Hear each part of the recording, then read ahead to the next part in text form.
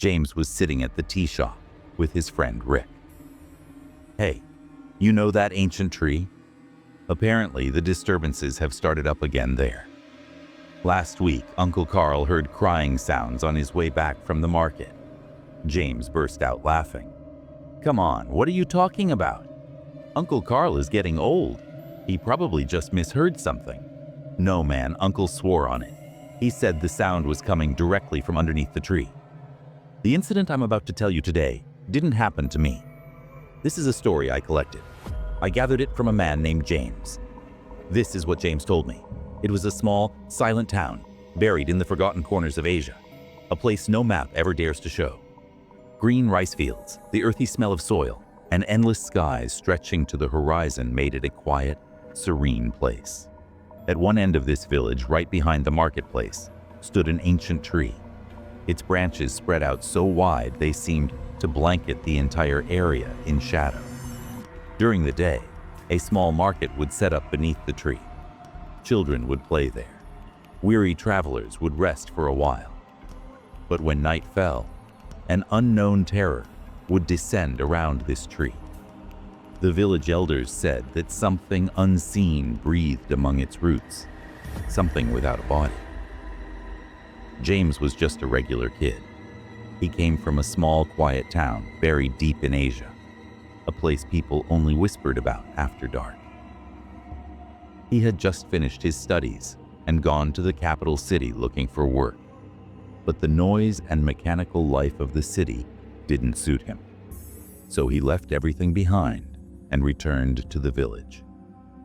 He planned to work in the fields with his father. James was a modern-minded person. He didn't believe in ghosts, spirits, or anything supernatural. Whenever he heard the villagers talk about the tree, he would laugh and say, "Uncle, these are just superstitions. At night, when the wind moves the leaves, they naturally make strange sounds." That day was Friday. After the afternoon prayer service, James was sitting at the tea shop chatting with his childhood friend, Rick. Rick taught at the village school. Sipping his tea, Rick suddenly spoke up. "So, James, you've decided to stay in the village now, right? You walk around alone at night. Doesn't it scare you?" James frowned. "Scared? Scared of what?" "You know, that tree. Apparently the disturbances have started again.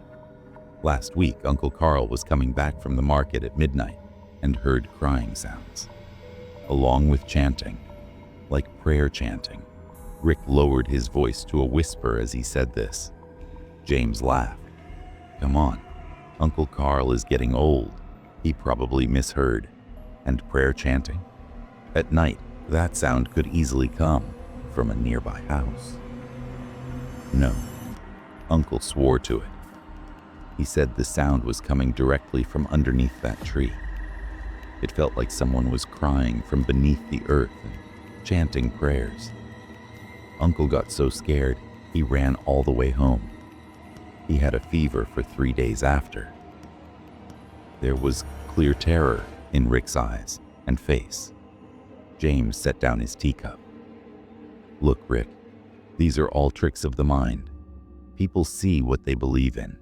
They hear what they believe in. I don't believe in any of this."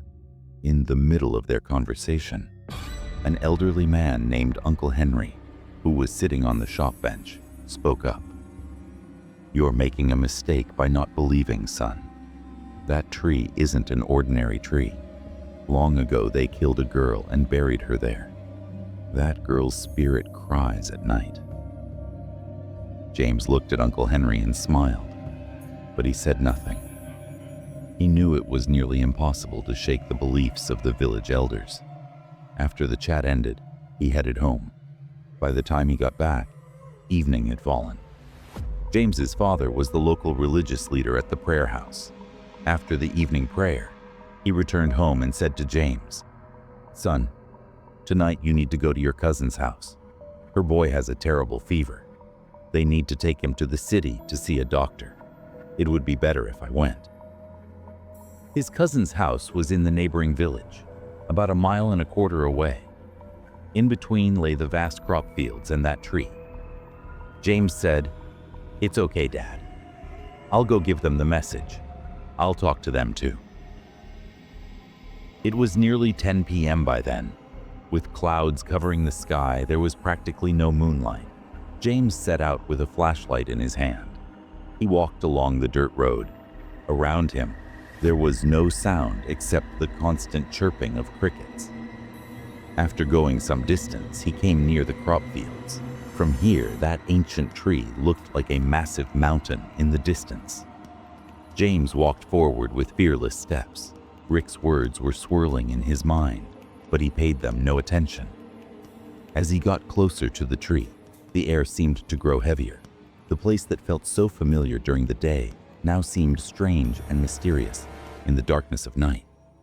The tree's massive branches looked like living snakes in the darkness, twisted and coiled around each other. James was walking with his flashlight pointed at the road. Right when he reached near the tree, his flashlight suddenly went out. He shook it several times, but it wouldn't turn back on. "Should have changed the batteries before leaving," James muttered to himself. All around him was thick darkness. The cricket chirping had stopped too. A suffocating silence. James was about to take out his cell phone from his pocket when he heard it. That sound. A very soft crying sound. It felt like some girl was sobbing quietly. James froze in place. His chest felt tight. He perked up his ears. Yes, it really was the sound of crying. But who would be crying in the middle of this field at this hour? He thought perhaps someone was in trouble. So he gathered his courage and called out, "Who's there? Is someone crying?" At the sound of his voice, the crying stopped. For a few moments, everything went silent again, just like before. James thought maybe it was just his ears playing tricks on him. He started walking again. Right then, that sound came floating back. This time, even clearer, in a sweet but mournful melody. Someone seemed to be chanting prayers, ancient verses, but the tune was wet with tears, like crying. James felt as if the sound was coming from right beside him, from the base of that ancient tree. Goosebumps rose on his skin. He tried to look around, but he couldn't see anything. "Who's there? Who's talking?" James called out again. This time, there was a slight tremor of fear in his voice. No answer came, but the sound of prayer chanting didn't stop. Someone was still chanting prayers at the same pace. James felt that this voice didn't belong to any living person. There was such anguish and pain mixed in it that hearing it made his chest quiver. He didn't stand there for even one more moment. Fear and terror were making his legs go cold. He tried to get past that spot almost at a run. While running, he felt as if that crying sound and the prayer chanting were following him. The more he ran, the closer the sound came to him. At one point, he felt as if someone whispered right next to his ear. "Will you pray for me?" James tried to scream in fear but couldn't. The sound was getting stuck in his throat. Somehow he ran and stumbled into the courtyard of his cousin's house, collapsing there. His entire body was drenched in sweat. His breathing was coming fast and heavy. The door opened, and his cousin brother came out. Seeing James in that state, he was shocked. "What happened, James? What's wrong with you? Why are you like this?" James couldn't speak. He was just panting and staring blankly toward the darkness. In his ears, that mournful melody of prayer chanting was still playing. He understood that what he had heard tonight was no trick of the mind. Deep within that ancient tree, there truly was something beyond human comprehension. The belief he had been laughing off all this time, today standing face to face with that belief, all his courage had been shattered. His cousin brother Sal's shake brought James out of his daze. He somehow collected himself and gulped down a glass of water. His face had gone pale. His eyes were wide with terror. Sal kept asking, What happened to you? Did you have some trouble on the road? James set out with a flashlight in his hand. He walked. Did someone say something to you? James couldn't think of an answer. If he told the truth, if he said he heard a supernatural voice under the ancient tree, then Sal would either think he was crazy or get scared himself. After staying quiet for a while, he said in a shaky voice, "No, nothing. I tripped in the dark and fell, so I got a little scared." He could tell himself what a weak excuse that was. Though Sal didn't fully believe it, he didn't ask anything more. He brought James inside and sat him down. James explained why he had come there, but his mind was stuck back under that ancient tree. That mournful, tear-soaked voice chanting prayers was still ringing in his ears. "Will you pray for me?" This whisper kept hammering inside his head like a mallet. Was this a trick of the mind, or had someone really spoken those words close to his ear?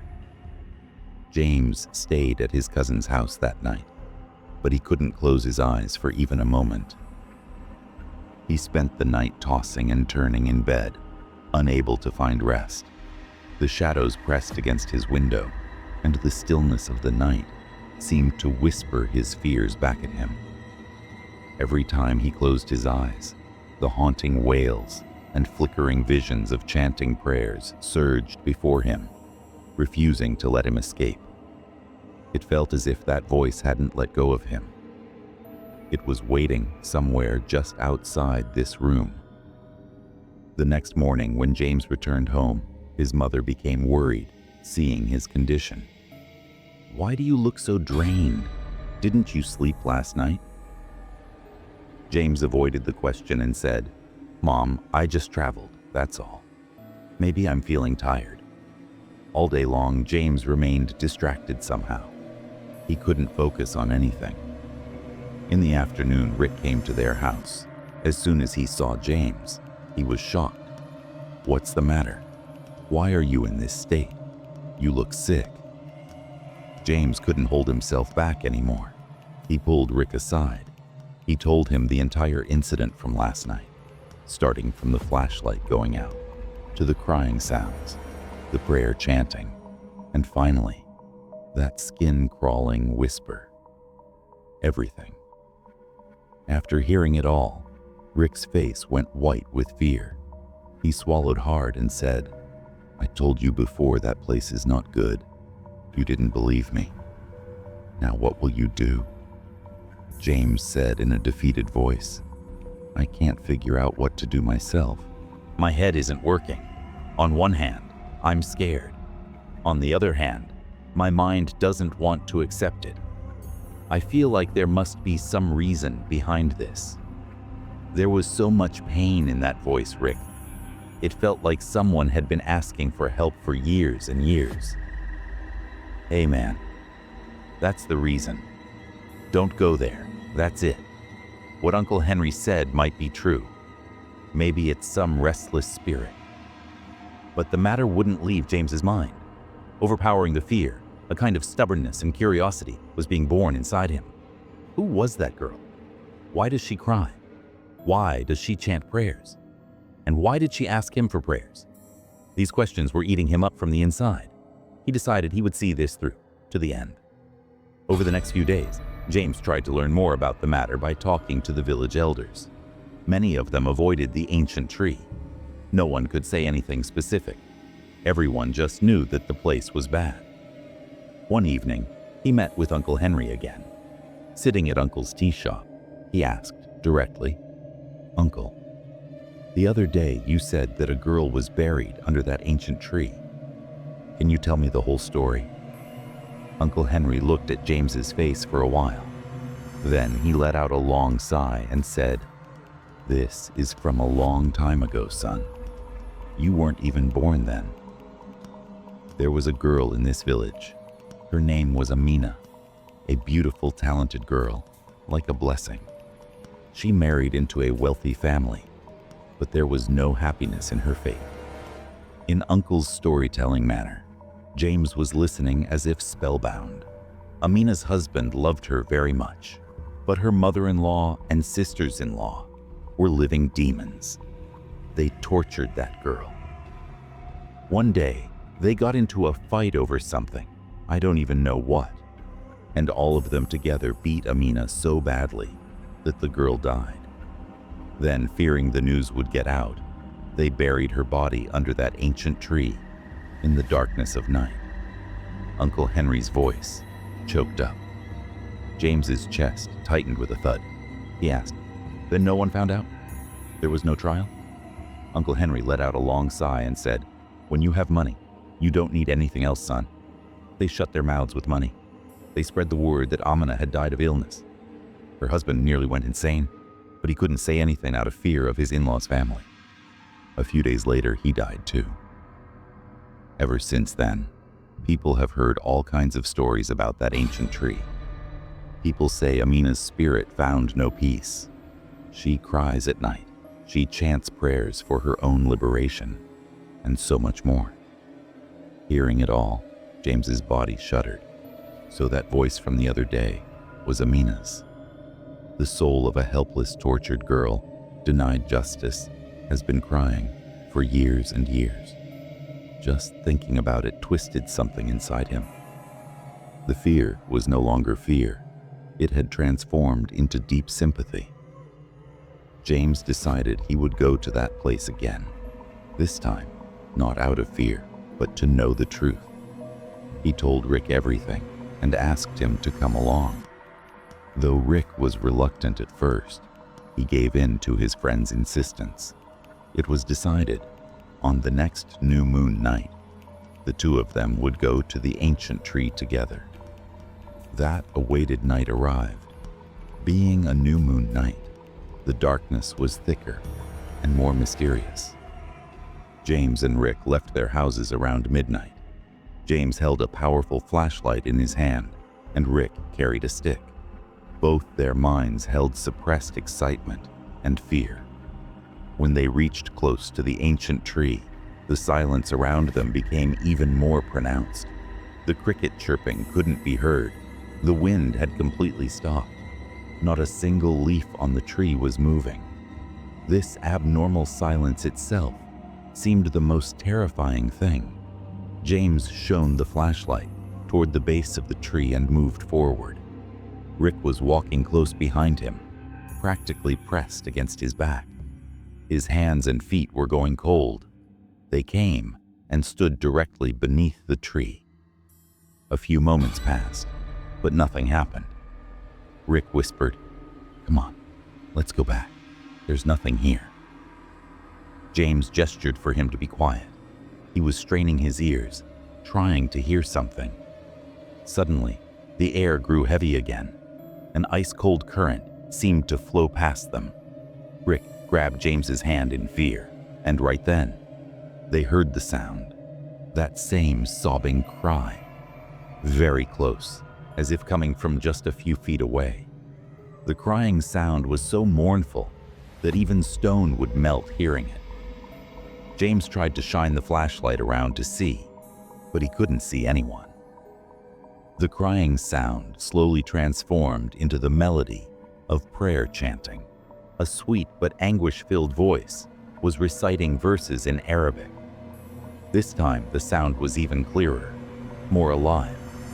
It felt as if someone invisible was sitting right in front of them. Rick was trembling with fear. "James, let's go. I'm scared." James was scared too, but his stubbornness remained intact. In a voice filled with courage but shaking, he said, "Who are you? Why are you crying? We haven't come to harm you." As soon as his words ended, the prayer chanting stopped. For a few moments, everything was silent. Then the sound of a long sigh was heard, and after that, the voice spoke up, clear, but like an echo floating in the air. "Who are you? Why have you come here?" The voice was that of a young woman, but mixed within it was the exhaustion and pain of eternity. Rick was about to pass out from fear. He grabbed James's hand, pulling and saying, "Don't talk to it, James. Let's run." But James didn't move. He said again, "We understand your suffering. We want to help you. Is your name Amina? Amina?" As soon as the name was spoken, the air around them seemed to grow even colder. A suppressed wail rose up that made it seem as if the sky and wind had joined in that crying too. Yes, I am Amina. Many years have passed. I am trapped here. I have no peace, no liberation. They killed me. They gave me no freedom. James's chest quivered inside. He swallowed and said, "We can help you." Amina's voice now broke down in tears. "My body is still buried under the tree. There was no proper burial." Hearing this, tears rolled down James and Rick's faces. What inhuman cruelty had been done to this girl? Suddenly, Amina's voice became sharp and piercing. "They're coming. My murderers are coming. They want to kill me again. Run. Get away from here. Run." The moment her words ended, the branches of the ancient tree began to thrash violently, like in a storm. An evil force seemed to have consumed the entire area. James and Rick saw several shadow figures moving toward them through the darkness. Their eyes were glowing like fire. Amina's scream made the sky and air heavy. "They won't let me go." James and Rick realized they had gotten tangled up in a terrible danger. This wasn't just the story of a restless spirit. Hidden behind this was some deeper mystery, some more terrifying power. Amina's panicked wailing and the frenzied thrashing of the ancient tree's branches shattered the silence of the night into pieces. James and Rick saw several shadow figures emerging from the thick darkness, moving toward them slowly but unstoppably. Their forms weren't clear, as if made of darkness itself, but the gleaming weapons in their hands were spreading the message of death, even in the night's faint light. Their eyes were like burning coals, red. There was no humanity in that gaze. There was only primitive, savage brutality. "Run, James!" Rick screamed in terror. His body was going numb, but his survival instinct was pulling and dragging him backward. But James didn't move. His feet seemed rooted to the ground. It wasn't fear. He was sinking into a strange trance. Amina's voice, her pleading, her pain, everything mixed together and struck his consciousness in such a way that he was no longer just a silent observer. He had become part of this event.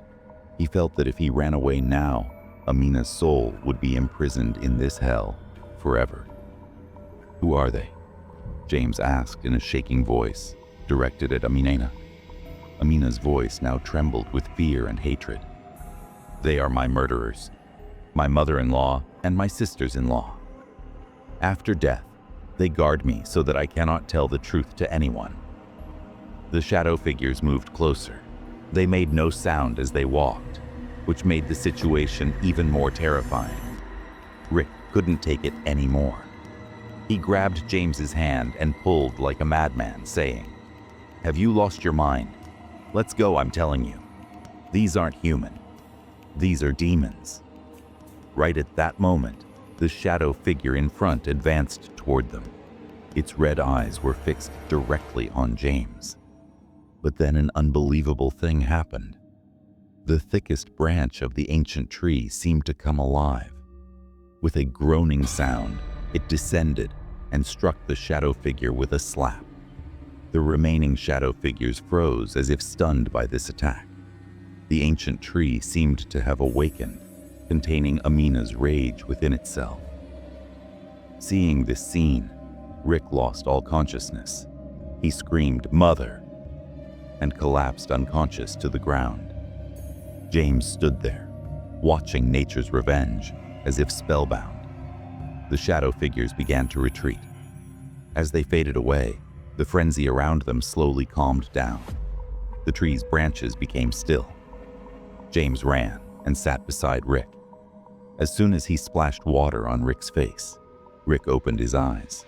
He sat up and looked around with terrified eyes. "Where are they?" "They're gone," James said in a calm voice. "The danger has passed for now." Both of them sat in silence for a while. James stood up, looked toward the base of the ancient tree and said, "Amina, can you hear me?" We promise you. We will arrange for your liberation. Tomorrow morning, we'll bring everyone from the village here." No answer came. Only a cold breeze touched them gently, as if Amina was giving her consent. The next morning, James and Rick came to the base of the ancient tree with the village's religious leader, who was James's father, and several elders. James told them everything about last night. At first, no one could believe it, but seeing the honesty in James's eyes and Rick's pale, terrified face, they couldn't laugh it off. Especially when James's experience matched perfectly with the entire story Uncle Henry had told. James's father was a devout and wise man. After thinking for a while, he said, "If this must be done for a soul's liberation, then it should be done." Several young men from the village were asked to bring shovels. They began digging at the spot Uncle Henry had indicated. In everyone's mind was suppressed excitement and fear. Would they really find something? After digging about 5 or 6 feet, the shovel struck something hard. Everyone startled. They began carefully removing the soil. A few moments later, some human bones emerged, and beside them were found several old glass bangles, nearly fused with the earth, and a silver nose ring. The elderly woman present identified these as belonging to a woman. Everything became clear as daylight to everyone. Uncle Henry's story was true. James's experience was also true. These bones belonged to the helpless Amina. Tears came to everyone's eyes. Such savage cruelty upon a girl. Seeing these things, the village air grew heavy. James's father recited prayers and very carefully lifted the bones in white cloth. It was decided that the funeral prayers would be completed today, and she would be buried. In the afternoon, when Amina's funeral prayers were being recited, a strange thing happened. Despite the clear sky, a drizzling rain began to fall. The village people began saying, "This is a rain of mercy." After so many years, Amina's soul is finding peace. Perhaps the sky is crying for her too. After the burial, as everyone was returning from the cemetery, James looked one last time at Amina's grave. He felt that the raindrops collected on the grave were sparkling like pearls, tears of joy from being freed from many years of imprisonment. Nearly a week has passed since the incident. That small village has become peaceful again. The ancient tree continues to give shade as before, but now there is no fear or terror surrounding it. Rather, when people look at the tree now, they feel a kind of reverence. James is completely normal now. The fear has left his mind. That night, James was sitting in his room reading a book. Suddenly, a gust of wind came through the open window and extinguished the candle in the room.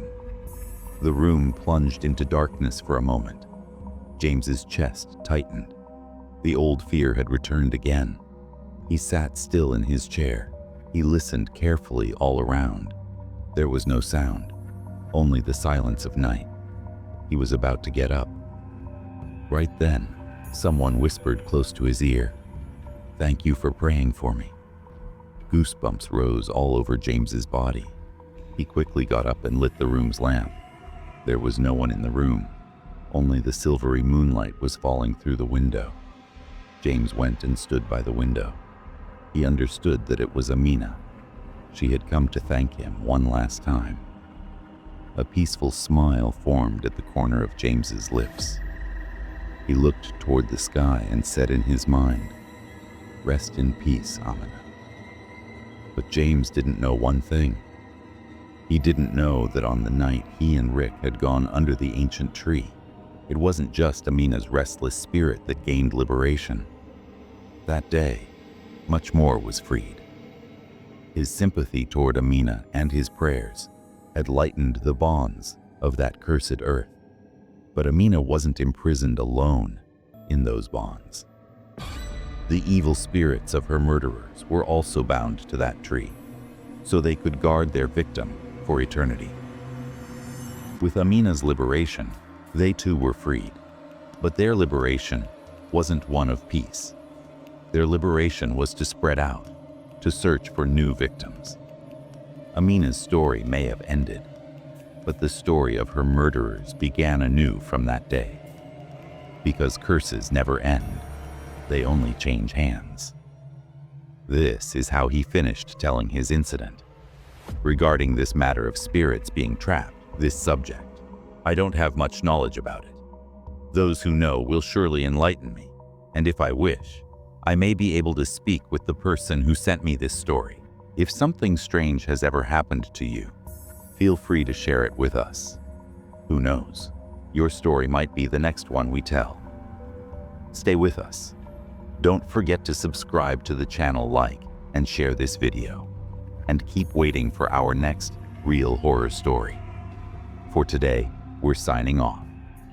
Bye and take care.